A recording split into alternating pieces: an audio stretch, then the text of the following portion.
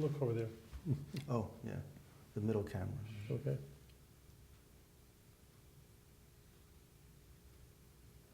Shalom, welcome to the Jewish View. My name is Rabbi Nachman Simon with the Chabad House of Damar, together with my co-host Mark Ronich of Statewide News Service and jbiztechvalley.com. Mark, and we have a very, very special guest with us today. Bob Belber, you're the general manager of the Times Union Center. That's correct.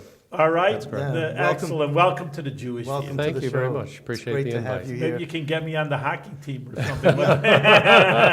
Rabbi Simon is very into the hockey games. Oh, that's You great. know, it's one thing because it's always obviously in the winter, we know, and Hanukkah is in the winter. Right. 2 + 2 = 4. So many times, you know, if it's sometimes coordinated, sometimes the team goes on for 2 weeks on the road. But Correct. if they're there, then in one of the intermissions between the 3 periods, they let us light them in there, just a 2-minute ceremony. Sure. And just wish everybody a happy Hanukkah and just show everybody's Sure. Hanukkah to the Jewish And then he fans. has Hanukkah on ice. And hockey is such a great, it's a family, Right. fun event, you know, to go to the hockey games.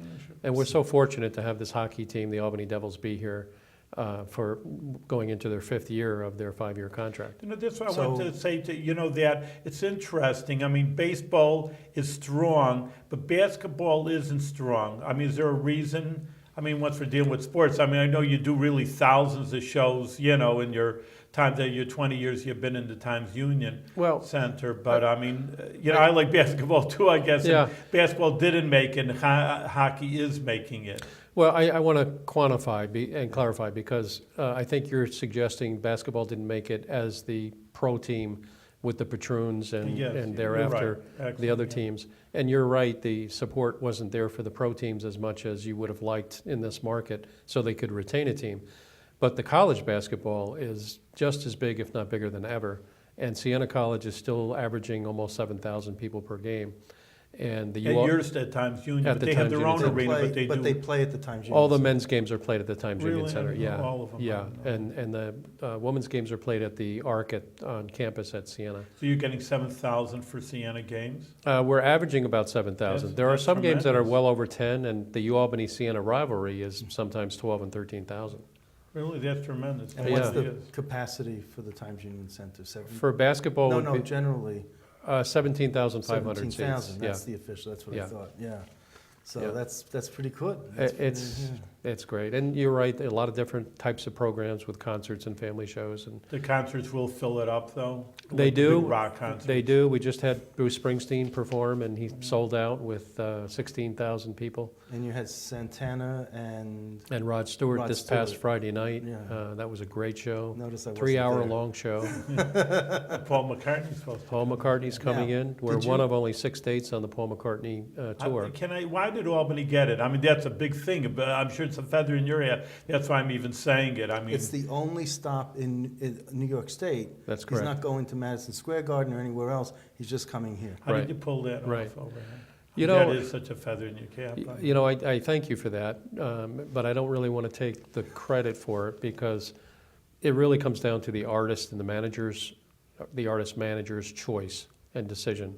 So you can say all the great things about Albany, and you can tell them that we have the greatest staff that will take care of every one of their needs. And you know, people think of the artist riders, and they think of the blue M&Ms and so forth. And yeah, that's part of it, but more importantly, they want to know that their experience when they come here is going to be one of the best it could ever be. And so we give them every assurance that their experience will be great. But I really want to give credit to a gentleman by the name of John States. And John States is one of the business partners that manages Paul McCartney's U.S. tour. Mhm. And I got to know him, and this all came about on the night of the Grammys. And I was sitting watching the live Grammy show, and Paul McCartney was actually on the TV at the time. And I was sitting next to my daughter on my couch in my family room, and I got a text from John States, from his manager. And it said, "Do you have such and such date open? I think we may want to come to Albany." After several discussions we had previously. So my daughter couldn't quite believe that I was getting a text from McCartney's manager, who was on TV as we're watching it. Right at that time. And he's right, backstage sending a text saying we're going to play Albany. And it was confirmed within the next week. And Wow. Now, how do you take care of people? I mean, what would be good? I mean, compared to their hotel accommodations or? Well, we don't do the hotel accommodations. They do that on their own. But making sure that, and believe it or not, and you guys can probably appreciate this if you've ever traveled and you've gone on vacations or whatever you may be doing, food. Mm-hmm. Food is the most important thing. Well, it's interesting. You know, if they get off the bus and they're coming from another location and the breakfast is cold, or if things just don't look right and, you know, it's not properly presented, and if it's not nice, warm, quality food, it starts the day off with a totally bad start. So you Sound have like to a assure. rabbi. That's what happens. How they get everybody comes into the temple over here. Right. It's good food. Oh, Rabbi, I want to come to service. It's all about the food. It really is, and a lot of other things, but certainly that's where you have to start. Interesting. Yeah. So let me ask you about the SMG. Let me start off with that. What does SMG, is it an acronym for something? It is no longer an acronym. It used to be for Spectacor Management Group, Spectacor. but that was dropped back in the early 90s. Okay. SMG actually manages well over 230 facilities now worldwide, Right. which are approximately 83 arenas, many stadiums, convention centers, performing arts centers. And they just don't use it other than 3 letters. That's it. Just like IBM, it's just SMG. Now, I had a company, Sigma Media Group, and it was SMG. I had a logo, I had everything, and then you guys came along with Right. SMG, and I was like, oh no. Did our company block you from using it? No. Okay, And I didn't block okay. you from using Okay. it because I was there first. Yeah, I think there are other companies that have SMG as part of its name, no doubt. But here it is in a local area, That's, it's SMG. Small world for small you. world. Yeah. So anyway, so when you say you manage, I mean, obviously I've asked you this a few times privately about, see if can you get me tickets, Mhm. and you're like, no, we don't do that. You got to go through the artist, you got to go through the company. So what Right. can you do for, either the media or to get your coverage, make the coverage happen? Sure. So on the media side, there's always going to be opportunities for media to come in, and quite often they'll allow the first song or two to be either videotaped for TV news or photos can be taken on the first couple of songs normally. That's not always the case. Right. So each artist has their own restrictions and requirements. But to get you on the list of other media representatives in the area is relatively easy. We'll make sure our marketing department does that for you in the future. Okay. As far as buying tickets, we set it up for the management of the artists and for the artists so that everything's done through Ticketmaster. And there are sometimes pre-sales where their fan club can buy tickets in advance. Right.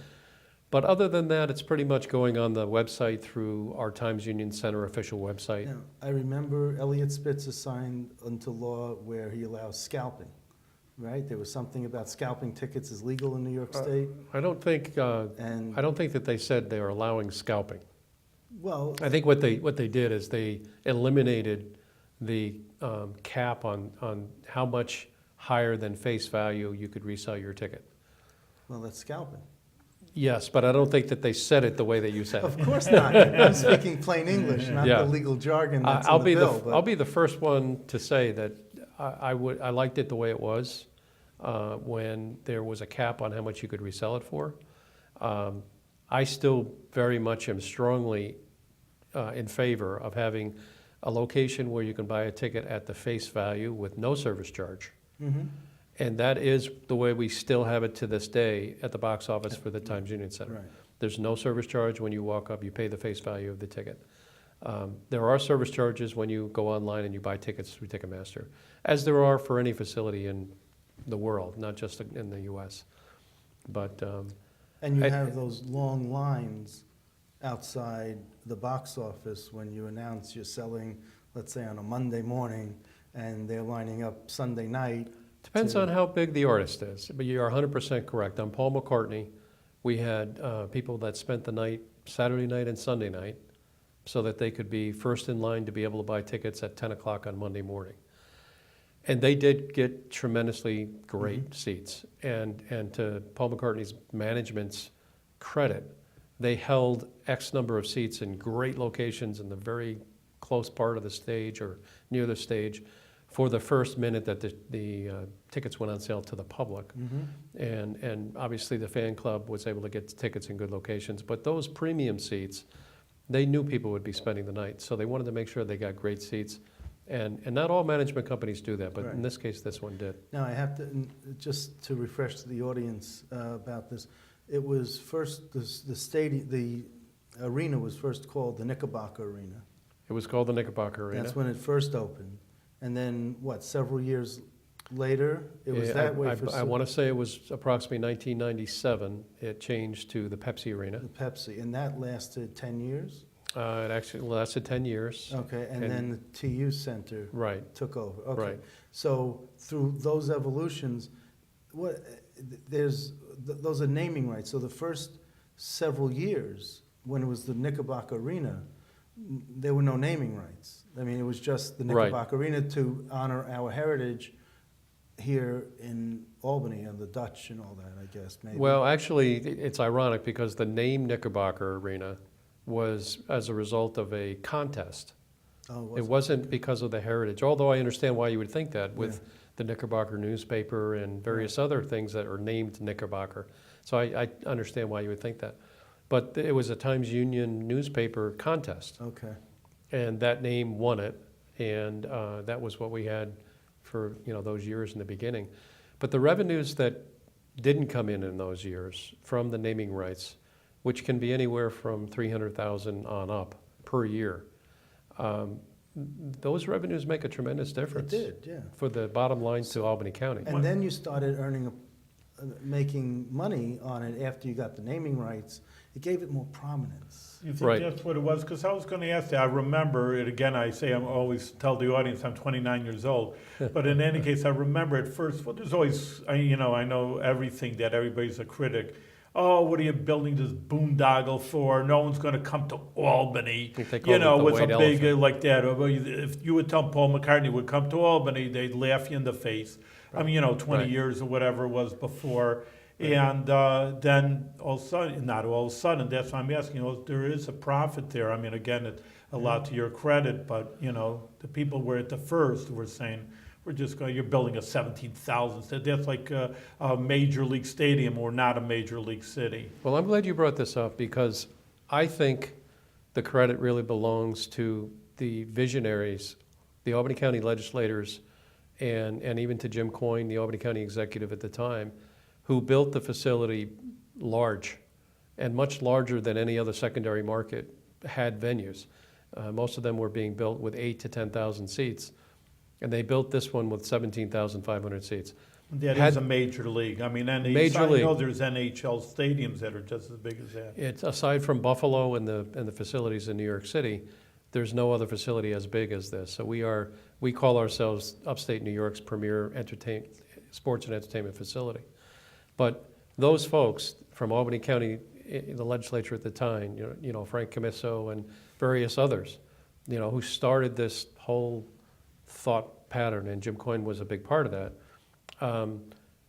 They made it possible for us to be able to book the Billy Joels and the Rolling Stones and the U2s, none of which would have played Albany, because if you didn't have the capacity of at least 12 to 13,000 seats, those artists would have played Atlantic City or New York City or Philadelphia or Boston, and we never would have got to play. And so many people felt that you were going to put the Palace and Proctor's out of business when it first got built. Were you there from the very beginning? I was not. I came in 1994. Okay. So I started in January of 1994. And when was the facility built? It opened in 1990, in January. There were a couple of games that took place before the official grand opening, which was Frank Sinatra. Right. And that was, I think, January 30 of 1990 Right. was the opening day, or official opening day. That was a memorable concert. Yeah, I wasn't there for it, even though I was in the market. I was at the time running the old Colonie Coliseum. Well, I remember that. And I spent 10 years there and was involved with running that facility. Oh, I went to see, Gladys Knight and the Pips and so Right. many other stars. I mean, I remember there used to be a news conference at the Desmond just prior Right. to the performers going to the Colonie That's Coliseum. correct. That's And I correct. used to be there for that, news Right. conference. Those stars that I had a chance to interview, thank you. Yeah, no, there were a lot of great ones, and Liberace, and I remember in 1983 when I started, Sammy Davis Jr. played there, That's right, yeah. and I was involved in those bookings, much like I'm involved with the bookings at the arena now. So, and that helped me a great deal, spending 10 years buying talent from the major agencies. Mhm. And as I grew in the business, so did the agents that I bought talent from. That's right. For example, Rob Light, who now is the president of Creative Artists Agency, CAA, which is one of the biggest in the world, if not the biggest. He was the line agent that I used to buy acts from for the old Colonie Coliseum. And Peter Grosslight, who heads up William Morris, or William Morris Endeavor, it's called now. He heads up the agency, is the biggest guy in the agency, and he used to be a guy I'd buy talent from. So we all grew up in the business, Yes. and those relationships, much the same in any industry, it's all about relationships. That's what you were saying at the Paul McCartney news conference when they asked, how did you snag this? And you said it's about relationships. It's who Right. you know, and you come across personable, you come across as someone likable that someone wants to gravitate towards. Well, thank you. And, and But it's also and all about trust. it is, but you're a yes, I want to say this, you're a yes man, because whatever they need, you're there to say yes to get them anything that they want to make them comfortable. That's And- correct, but I think they also want to hear the other side too. If, for example, if they say, do you think a ticket price of X amount of dollars, That's, yeah. per ticket is too high for Albany, can you let us know? So they want your Oh, feedback, absolutely. and Absolutely, but I'm talking about the word gets out. Mhm. One agent talks to another agent, and if they say they had a wonderful experience dealing with Bob, he's not a schmuck, he's a wonderful guy, you could It's deal a with family him. show, remember? And you can go ahead and deal with him, and he's a mensch, he's Yeah. someone. Once you Then ask- I think that's the reputation, the trust, comes from what other people say about you rather than how you promote yourself also. What- thank you. That means a lot. That's how this industry works. Mhm. But once you say price, and I guess, I'm kind of answering my question, but it's the bottom line, you're filling up the stadiums, but people, again, one of the complaints, I don't know why I'm just telling everybody their complaints, but the prices are so high. Yep. I guess if people are there, the market rules. If you have 10 people come to a concert, you say, well, I guess we ought to lower the price, but if Yep. they're there, I guess market is market. It is capitalistic, but the prices are really so incredibly Well, high. The Tell me prices, about the that. prices really are determined by the artist and the artist management, and usually the promoter is involved, but more so than not, it's usually the artist management that makes a decision on the prices. They and tell you what They tell want. us what the prices Yeah, have but to the be. Paul McCartney concert has really inexpensive seats, all the way up in Troy. They out in do. Troy, Well, but it's- they're up at the top, the Yeah. inexpensive seats, but you're right in that I think there's seats for $49 or Right. $39 Is that in too the expensive? very Rabbi? top. If people are there, you know what I'm saying? What would you like to I see don't ticket? know, $5. Yeah, I'm still yeah, going. yeah. I'm We still went going to- from Chicago. Go to Wrigley Field. But see- $5 for a but see, baseball yeah. ticket. I'm still living in the past. But you have to remember that the artist, if he's only going to play 6 dates in the whole country, Right. and he needs X amount of dollars from each date to be able to cover his costs and take out the money that he feels he needs to take out of the tour, he has to have, based on your sellable capacity, he has to have a certain ticket pricing concept. And thereafter a gross that will allow him to take out the net dollars he needs. So in our case, in order to compete with Philadelphia and Boston and so forth, those ticket prices had to be up there, and yet it sold out in 28 minutes. That's right. Really, that much? Yeah. Yeah. When people want to see something, they want to spend their money, they can find the money. Well, that's what I say. They can Listen, find if it, it's full, so- it's full. The market's going to rule. That's if- There is a demand, You and, know. and to the same extent, getting back to the other issue that you mentioned about reselling tickets, Yeah. there's a demand for that, believe it or not. Yes. Because people, once the show is sold out, there are those that either didn't get a chance to buy tickets, or they got tickets, as you said, up in the Right. upper level, and they would have liked to have been able to buy tickets down below, but maybe they were gone. So they go to these secondary sites and they try to get the best deals they can. There is an opportunity now with Ticketmaster where they have a secondary site right within their Ticketmaster platform. So, and I like this, and I'm endorsing it. And I'll tell you why I'm endorsing it. Because there are so many sites that sell tickets for not only our facility, but all facilities across the country, that will go on and they'll say that they have a seat location available that's XYZ row, section, et cetera. And that seat may not even exist. And they have a disclaimer somewhere that says, or comparable seats. We've had people that have bought seats on these third-party sites that were the second and third people to buy the tickets. And then they had to rebuy tickets at the box office if they were available. I mean, it was a scam? It was a scam on these other, again, it's not Ticketmaster, it's other sites that resell tickets.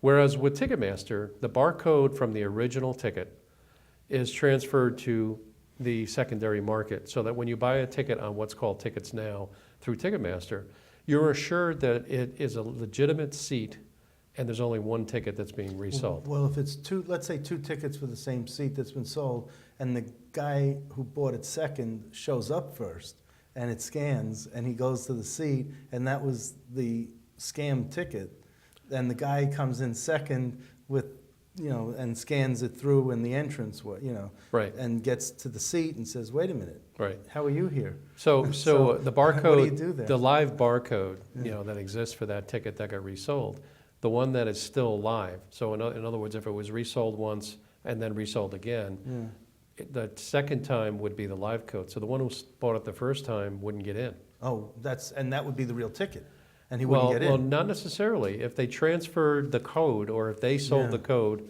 or rights to that seat, and then still tried to get in with their old ticket, which happens sometimes, Okay. they wouldn't be allowed in. So even if even if they got there first, but they bought the ticket from the third party. Right, They wouldn't get but in. if they also resold the ticket, so Oh. in other words, they know that they sold that ticket, but they still tried to get in using the old one. Even know if what it's I'm a saying? private, like a friend that you buy a ticket and you give it to a friend? Well, Is that different? Different scenario? It's a little bit different Okay. because you can resell the ticket online, and it basically transfers via a barcode that goes This is from getting- one person to another. This is getting It's above pretty my pay technical. grade. The digital and online Yeah. ticketing is very technical. And as many times as you try to keep ahead, or people in the industry try to keep ahead of the Right. schnorrers, then they find There another are, way. as you use the word scammers, there Yeah. are scammers out there for every business, and That's the true. ticketing is no different. So let me go back to asking you about these the ticket prices, because I did for Bette Midler. I paid 2 tickets $500. That was the most I ever paid. Right. Okay. I That still- was the real price, or was the That scale was the price? real price. I still remember that show like it was yesterday Yes. because of having to postpone the show. Right. Because the first time it was scheduled in April, and we had 18 inches of snow, and it was heavy snow. Right. And her sound and lights that were hanging from the ceiling were 135,000 pounds, and you couldn't hold the show with the snow load on the roof. See, So we had to actually, Really? You gotta postpone know all the these show. things. I You didn't see, know that. you gotta know all these right. aspects to it. It's just There's amazing. there's a lot to it. There is a lot So to it. as you know, we brought that show back in October of that year. That's right. And it was a great show. It was wonderful. One of the best So- performers. So, I have done that, but also on the other side, when Billy Joel came early on in the infancy of the arena, I was calling and calling to get press passes. And it was the day before the woman finally broke down, and his agent or whatever broke down and said, all right, I got 2 seats in the 5th row for you.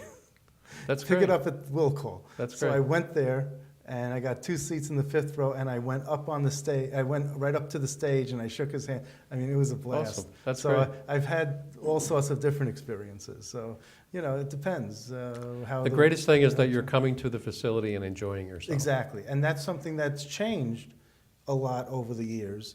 In that you have, sometimes you have trade shows, you have booths set up for certain organizations. The food there is not kosher, but it's still something that you can, you have variety of food. We're working on some upgrades to the food. You may be happy in the near future. Including kosher? We're working on that. Oh, really? Very It's nice. not done yet. Okay. There's some things that have to be done. Well, As you know, with the facility and structure and the cooking Okay. devices and everything. Oh, Well, excellent. I have to mention something else. Are you involved with the convention center being built? We hope to be. We're not yet. Okay. There is an RFP that's going to be coming out But for are management. you on that convention center advisory board or No. something? No? I mean, No. I don't know what the word is, but, No, you're talking about the Albany Convention Center Authority. okay. I'm not on that board. You're not there, okay. I'm on the board of the Albany County Convention and Visitors Bureau. Right. You would think that you would have some connection, that they would want your input and your connection.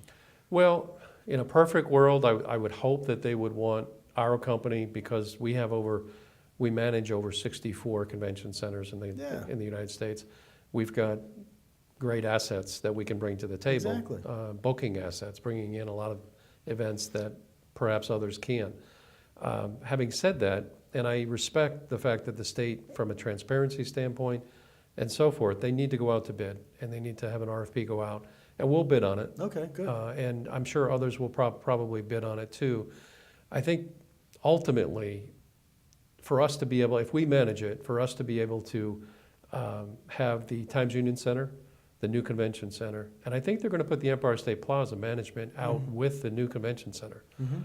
So if all three spaces collectively, which is over 150,000 square feet, Right. can be marketed and sold by one entity, It's phenomenal. that was will incredible, put yeah. Albany on the map, and Right. we'll be able to bring in bigger and more frequent events. And conventions, I mean, for example, there's something called Kosher Fest, and they're down in the Meadowlands. And everyone thinks if it's not in New York City area, it doesn't. But if you have something like this here, and you have this huge mega facility, you know, and I would also urge you, if you're going to take this into consideration, to have something of a ballroom set up where you can have kosher catering for weddings, bar mitzvahs, and things like that, because there really isn't anything in this area Right. that really is outside of a social hall at a synagogue. I know that's in the So- discussions that are going on Well, I've been now pushing it, with, so no, just so I'm you glad know. you are, because I think there's a lot of business there. There is. And- There and- is. And I think there's a lot of bookings that can take place if that's done. I know the architects and Duncan Stewart, who's the executive Yes, director who's, of the talking Convention to, Center yeah. Authority, and the chairman, Gavin Donahue. I know that they're looking at all of those issues as they are designing this new Yeah, convention because center. it's easier to build it with the kosher kitchen and kosher facilities than to remodel it Correct. afterwards. Correct. All right, so let me ask you this in the last few minutes. Where did you grow up? Are you from this area? Did you go to public school, private schools? Tell us a little about yourself. Well, I'm the son of a fisherman. Mhm. I grew up in Montauk at the end of Long Island, and went to public schools.